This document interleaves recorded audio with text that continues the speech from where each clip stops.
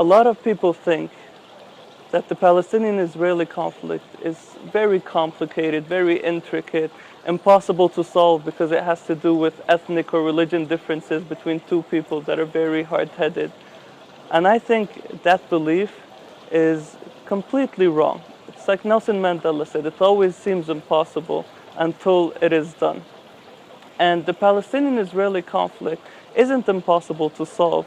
It just needs people who are willing to work hard, who are willing to strategize right, who are willing to think about the future, and who are unwilling to live with what the status quo dictates, which is that Palestinians simply say, we are inferior, we are willing to be considered as a people who don't deserve what the rest of the people in the world deserve. All that's needed is an unwillingness to accept that and a willingness to adapt to the challenges and move forward. My name is Fadi Quran. I'm a student at Birzeit University from Ramallah in the West Bank. When I think about it, it's amazing that we as Palestinians have been living under oppression, have not practiced the true meaning of freedom or been allowed to practice the true meaning of freedom for the last maybe 300, 400, 500 years. And it's a dream, I think, not just for my generation, but for the dozens of generations that have passed, to be able to say that you are actually free, to be able to say that you are governed by laws and a democratic system that you yourself participated in putting in place. This is a dream that my people have never had. Palestine is part of the Arab Spring. Because in the end, we're all Arabs, and in the end, the borders that exist between different Arab countries are not natural borders. They're not borders that the peoples of those countries decided upon. They're borders put there by colonist regimes. And in fact, the youth movement in Palestine is in direct contact with the youth movements all around the Arab world.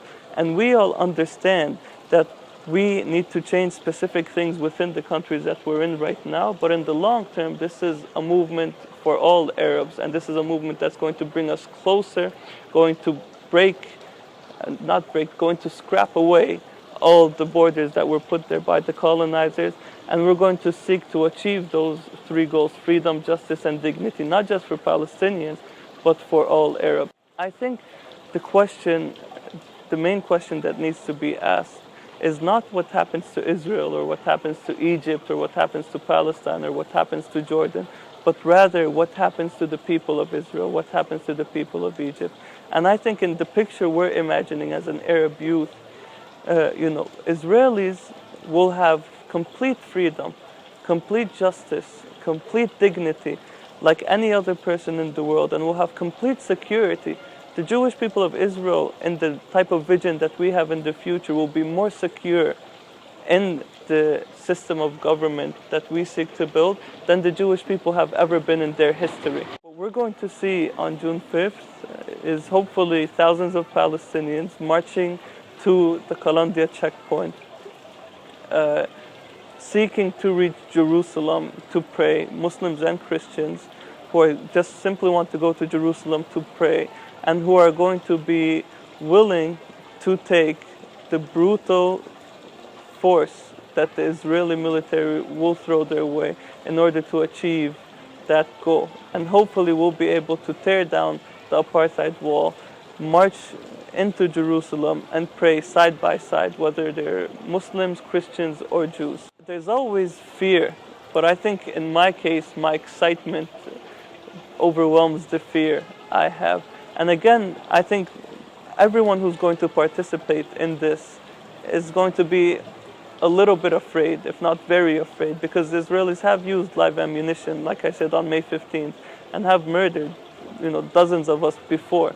But we understand that courage is not the absence of fear, but the triumph over it. And I think once we begin marching down to Jerusalem, we're going to triumph over fear.